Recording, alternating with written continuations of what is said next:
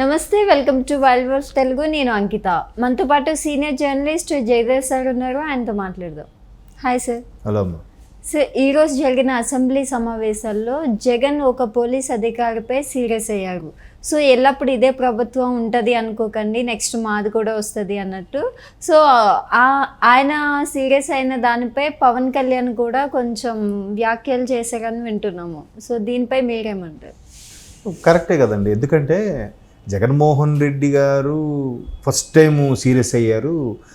మళ్ళీ అన్న back to bounce back అయ్యాడు అన్న అని చెప్పి ఆల్రెడీ వైసీపీ వాళ్ళు కామెంట్స్ అవి పెడుతున్నారు, చూస్తున్నాం. అయితే టీడీపీ వాళ్ళు ఏమంటున్నారంటే నిజమేనబ్బా, జగనన్న బౌన్స్ బ్యాక్ అయ్యారు, కాకపోతే ఫస్ట్ టైం అన్న పేపర్ చూడకుండా మాట్లాడాడు, చాలా సంతోషం అన్నట్టుగా వెటకారంగా మాట్లాడుతున్నారు. అంటే ఇక్కడ పోలీసులు వాళ్ళు ఏదైతే ప్లకార్డులు ప్రదర్శించారో లోపల కూడా ప్రదర్శిద్దాం అనుకున్నారో అటువంటివి లాక్కొని చింపేశారని దాని మీద సీరియస్ అయ్యారని చెప్తున్నారు. మీరు అన్నట్టు ఇప్పుడు పవన్ కళ్యాణ్ అన్నట్టు నెల రోజులకే మీరు అంత ఫ్రస్ట్రేట్ అయిపోతే ఇంకెక్కడ, ఇంకా 4 సంవత్సరాల 11 నెలల కాలం ఉంది. ఇప్పుడు గతంలో ఎన్ని జరిగాయి, ఎంతమంది పోలీసులు ఒకవైపు మాట్లాడారు, ఎంతమంది ప్రభుత్వ అధికారులు ఒకవైపే బిహేవ్ చేశారు. ఎల్లకాలం జగన్మోహన్ రెడ్డి గారు ప్రభుత్వం ఉండిపోతుంది అన్నట్టుగా చేశారు. అంతెందుకమ్మా, మొన్నటికి మొన్న మరలా సెక్రటేరియట్లో కొన్ని ఫైల్స్ మిస్ అయ్యాయంట. ఏంటి, కూటమి ప్రభుత్వం ఏర్పడిన తరువాత కూడా. మరి ఇప్పుడు కూటమి ప్రభుత్వం ఉందా, జగన్మోహన్ రెడ్డి గారి ప్రభుత్వం ఉందా? మరి ఆ అధికారులు ఎవరు ఇంకా జగన్మోహన్ రెడ్డి గారికి ఎందుకు కొమ్ము కాస్తున్నారు? ఎందుకు ఒక ప్రభుత్వ అధికారి అనేవాడు ప్రభుత్వానికి పని చేయకుండా ఒక పార్టీకి విధేయుడిగా ఉంటున్నాడు? ఇవన్నీ ఏమయ్యాయి? మరి ఎలాంటివి అన్నిటి మీద ఇప్పుడు గత 5 ఏళ్లలో ఎన్ని జరిగాయో అందరూ చూశారు. అది చూసి ఎవరు సమాధానం ఇవ్వలేక, నోరిప్పలేక, మాట్లాడితే ఏం కేసులు పెడతారో, ఎవరిని లోపలేస్తారో భయంకి ఏ అధికారి కానీ ఏ ప్రభుత్వ ఉద్యోగి కానీ సామాన్యుడు కూడా ప్రశ్నించలే. వాళ్ళందరూ అలాగా మనసును బిగబట్టుకొని ఒక్కసారిగా వాళ్ళ ఓటు ద్వారా చూపించారు. అదే 164 కూటమి. మరి ఎందుకు 11 సీట్లే వచ్చాయి? ఆ ఎఫెక్టే. ఎందుకంటే చిన్న ఎగ్జాంపుల్ చెప్తాను మీకు. నాకు తెలిసిన ఒక మిత్రుడు ఉన్నాడు. మిత్రుడు ఒక గవర్నమెంట్ హై స్కూల్లో ఒక రికార్డ్, అదే ఎల్డీసీ అనుకోండి, ఒక గుమస్తా ర్యాంకు. సో తనకి వాళ్ళ అమ్మాయికి ఒక ఎగ్జామ్లో, డిస్ట్రిక్ట్ లెవెల్ ఎగ్జామ్లో ఫస్ట్ ర్యాంక్ వచ్చింది. అక్కడ స్థానికంగా ఉండే ఒక టీడీపీ ఇప్పుడు ఎమ్మెల్యే అనుకోండి, ఆ ఎమ్మెల్యే గారు ఆ గిఫ్ట్ ఇస్తారు, ఆయన చేతుల మీద తీసుకోవాలంటే, అమ్మా నువ్వు మీ తండ్రిని కూడా తీసుకురా అని చెప్పి ఫోన్ చేశారు ఎవరు ఆర్గనైజర్స్. ఆ తండ్రి వెళ్ళే. ఎందుకు? ఆయన గవర్నమెంట్ ఉద్యోగి. వెళ్తే అరే టీడీపీ వాడి దగ్గరికి వెళ్తున్నారని చెప్పి ఎక్కడ వైసీపీ వాళ్ళు మళ్ళీ వీని మీద కేసులు వేస్తారని భయపడి వెళ్ళే. గేటు బయట అలా నిలబడి వాళ్ళ మిస్సెస్ని పంపించాడంట. అంటే అంత భయపడిపోయారు. ఇది ఒక ఎగ్జాంపుల్. ఇలాంటివి రాష్ట్ర వ్యాప్తంగా ఎన్నో జరిగాయి. మరి ఇప్పుడు గత 5 ఏళ్ళు ఏం జరిగింది? తరువాత డాక్టర్ సుధాకర్ గారు మాస్క్ అడిగిన పాపానికి ఆయన ఎలా చేశారమ్మా? ఆఖరికి వెనక్కి చేతులు కట్టి ఆయన ఆఖరి చనిపోయాడుగా. మరి అప్పుడు ఎవరు పోలీసులు ఉన్నారు? అప్పుడు ఏ ప్రభుత్వం ఉంది? కొడాలి నాన్నగారు వాళ్ళ గవర్నమెంట్ ఉన్నప్పుడు కూడా నా బొచ్చి ఎవరు పేకలేరు అన్నారు. ఇప్పుడు కూడా ఆయన ఇంటి నుంచి అటువంటి వ్యాఖ్యలే చేస్తున్నారు. మరి ఇప్పుడు ఆయన మీద చర్యలు తీసుకున్నారా? నిజంగా కూటమి ప్రభుత్వం అటువంటి చర్యలు తీసుకునేలాగుంటే నిజంగా రాష్ట్రపతి పరిపాలన విధించండి అని లెటర్లు వీళ్ళు ట్వీట్ చేస్తున్నారు కదా, అటువంటి పరిస్థితి ఉంటే కొడాలి నాన్నగారు అంత ధైర్యంగా మాట్లాడగలుగుతారా? ప్రభుత్వం లేకపోయినా కూడా చెప్పండి. సో వీళ్ళు జగన్మోహన్ రెడ్డి గారు చేసిన ఇప్పుడు కాకుండా చంద్రబాబు నాయుడు గారు కానీ పవన్ కళ్యాణ్ గారు కానీ వాళ్ళు రెచ్చగొడుతున్నారు, వాళ్ళ కవ్వింపు చర్యలు దిగుతున్నారు. మీరు రెచ్చిపోవద్దు, కవ్వింపు చర్యలకు దిగొద్దు. వాళ్ళు ఏదో పోయిన బాధలో ఫ్రస్ట్రేషన్లో మాట్లాడుతున్నారు, వాళ్ళని వదిలేయండి. ఇప్పుడు మన టార్గెట్ అది కాదు. ప్రజలు మనకి 164 సీట్లతో గెలిపించి కూటమికి భారీ మెజార్టీతో గెలిపించారు. ఇటువంటి నేపథ్యంలో మనకి ఎంత బాధ్యత పెట్టారు? మన బాధ్యత రాష్ట్రం 10 ఏళ్ళు వెనక్కి వెళ్ళిపోయింది, దాన్ని మరలా సెటరేట్ చేయాలి, అభివృద్ధి పదంలో నడిపించాలి, పథకాలన్నిటికీ అమౌంట్ రావాలంటే రెవెన్యూ జనరేట్ అవ్వాలి. ఇదే తలంపులో ఉన్నారు చంద్రబాబు నాయుడు గారు కానీ పవన్ కళ్యాణ్ గారు కానీ. దీని మీద దృష్టి పెట్టట్లే.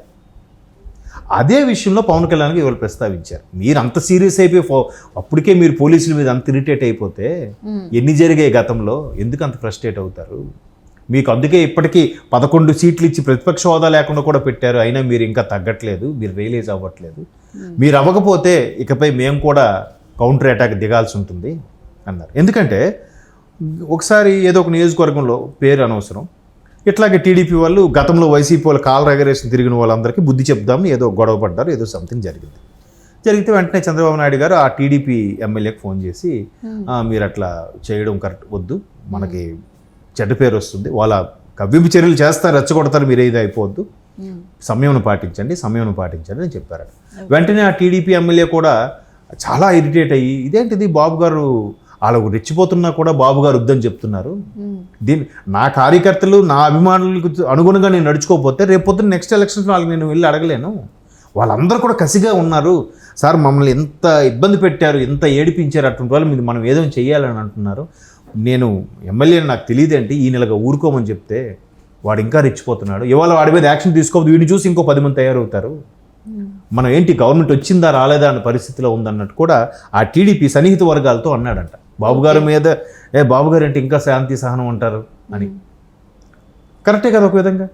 ఇప్పుడు మొన్న ఇంకో మిత్రుడు ఉన్నాడు, ఆ మిత్రుడు ఏం చెప్తున్నాడు, బాబు మాకు చాలా ఇబ్బందులు పెట్టారు, నిజంగా రోడ్డు మీద తిరగడానికి కూడా వీళ్ళు అయిపోయింది, ఒకనొక టైంలో నేను ఒక 2 నెలలు ఊరిలో వెళ్ళిపోవాల్సి వచ్చింది, వాళ్ళ గొడవలు కూడా మమ్మల్ని బాధ్యులు చేశారు, అటువంటి పరిస్థితులు ఇప్పుడు ధైర్యంగా ఉన్నట్టు ఇప్పుడు మా ఎదురుగా కావాలని కాళ్ళ రగరేసి తిరుగుతున్నారు, మీ గవర్నమెంట్ వచ్చినా మమ్మల్ని ఏమో పేకలేరా అన్నట్టుగా మేము ఆర్గ్యుమెంట్ దిగితే నెక్స్ట్ డే ఏం చేశారంట, ఎమ్మెల్యే దగ్గరికి వెళ్ళారట, టీడీపీ ఎమ్మెల్యే దగ్గరికి, సార్ మీ వాళ్ళు మమ్మల్ని కొట్టేసేలా ఉన్నారు సార్, చంపేసేలా ఉన్నారని చెప్పారట వైసీపీ వాళ్ళందరూ వెళ్ళి. అంటే అదేం కాదులే నేను చెప్తాను, నేను మాట్లాడుతాను వెళ్ళండి, ఇట్లా నువ్వేం భయం లేదు వెళ్ళండి అని చెప్పి ఆ ఎమ్మెల్యే సర్ది చెప్పి పంపించేశారు. పంపించేస్తే బయటకు వచ్చి ఏం చెప్తున్నారు తెలుసు వైసీపీ వాళ్ళు, ఎమ్మెల్యే గారు మమ్మల్ని పిలిచారు, డబ్బులు డిమాండ్ చేస్తున్నారని చెప్తున్నారు, బ్యాడ్ ప్రాపగాండా చేస్తున్నారు. ఇప్పుడు వాడు ఏమంటారు, చూసాడా సార్ మీరు మేమేదో కొడుతున్నామని చెప్పి మీ దగ్గరకు వచ్చారు, ఇక్కడికి వచ్చి బయటికి వెళ్ళాక ఏం మాట్లాడుతున్నారు, ఇలాంటి వాళ్ళు ఏం చేయాలి మీరే చెప్పండి అంటున్నారు. బట్ బాబు గారు ఏమంటున్నారు, వద్దు అలా రెచ్చగొడుతున్నారు, మీరేం రెచ్చిపోవద్దు, అది కాదు మన టార్గెట్, వాళ్ళు అలాగే ఫ్రస్ట్రేషన్ ఉన్నారు ఏమో మాట్లాడతారు, అదే అన్నారు ఇవాళ పవన్ కళ్యాణ్ గారు, మీరు ఫ్రస్ట్రేషన్లో ఉన్నారు ఇంకా రియలైజ్ అవ్వలేదు పేర్కోండి. మరి ఇదే పవన్ కళ్యాణ్ గారిని హౌస్ అరెస్ట్ చేశారు, చంద్రబాబు నాయుడుకి సపోర్ట్ ఇచ్చారని వైజాగ్లో వాళ్ళ హౌస్ అరెస్ట్ చేసి ఉంచారు. తర్వాత చంద్రబాబు నాయుడు గారిని అరెస్ట్ అయ్యేది వెళ్తుంటే ఆయన కాన్వాయ్ ఆపేశారు. లోకేష్ గారు ఎక్కడో యువగల పాదయాత్ర నుండి నా తండ్రిని అరెస్ట్ చేసి నేను వెళ్తానంటే ఆయన వెళ్ళనివ్వలేదు. ఇవన్నీ ఏంటివి, ఇవన్నీ గుర్తులేవా? అర్ధరాత్రి అపరాత్రి వెళ్ళి అరెస్ట్ చేశారు, ఒక దళిత డ్రైవర్ని చంపేశారు. ఎవరు చంపేశారు? అంతెందుకమ్మా, వివేకానంద రెడ్డి గారే హత్య గావించబడ్డారు కదా, ఎవరు చేశారు? ఇప్పటివరకు క్లారిటీ లేదుగా. గడిచిన 5 ఏళ్ళు వాళ్ళే కదా ఉన్నది. రాజశేఖర రెడ్డి గారి స్వయాన తమ్ముణ్ణి చంపేంత ధైర్యం ఎవరికి ఉందమ్మా? మరి అప్పుడేమయ్యాయి శాంతి పద్ధతులు, అప్పుడేమయ్యాయి రాష్ట్రపతి పాలన, ఇప్పుడు అప్పుడేం లేవా కదా? అంటే ఇవన్నీ ఆలోచిస్తుంటే అరే ఎంత బాగా మాట్లాడుతున్నారా వీళ్ళు, ఇవన్నీ గడిచినవన్నీ మర్చిపోయారా అని అనిపిస్తుంది. ఎటువంటి వ్యాఖ్యలు చేశారమ్మా, భార్యల్ని తల్లుల్ని ఎవరిని వదలలేదే, పర్సనల్ లైఫ్లో కూడా అటాక్ చేశారే. 19 తర్వాత ఈ పర్సనల్ లైఫ్లో అటాక్లు అయ్యి, అంతకుముందు అటాక్స్ ఎలాగుండేవి, గౌరవప్రదంగా ఉండే విమర్శలు, ఒక స్కామ్ పరంగానో లేదంటే పరిపాలన పరంగానో విమర్శించేవారు, అంతేగాని ఆడు 3 పెళ్ళిళ్ళు చేసుకున్నాడు, వీడి పిల్లం ఎవరితోనో వెళ్ళిపోయింది, ఎట్లాంటి విమర్శలు చేసేవాళ్ళు కాదు. మరి అప్పుడేమైంది, అప్పుడు లేరా పోలీసులు? అది ఇప్పుడు ఈరోజు సీరియస్ అవుతుంటే దానికి టీడీపీ వాళ్ళు ఇలా పెడుతున్నారు, ఇవన్నీ గుర్తులేవా వీళ్ళకి, ఇంకా ఎన్నో జరిగాయి.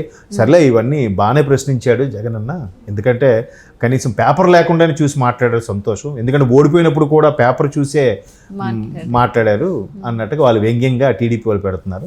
అన్న బౌన్స్ బ్యాక్, టైగర్ వెనక్కి మళ్ళీ వచ్చిందని చెప్పి వైసీపీ వాళ్ళు పెడుతున్నారు. చూద్దాం మరి ఇంకా కౌంటర్, ఇప్పటికైనా గవర్నమెంట్ కౌంటర్ అటాక్లు ఇస్తుందో లేదంటే ఇంకా సమయం పాటిస్తుందో చూడాలి. Okay, thank you so much.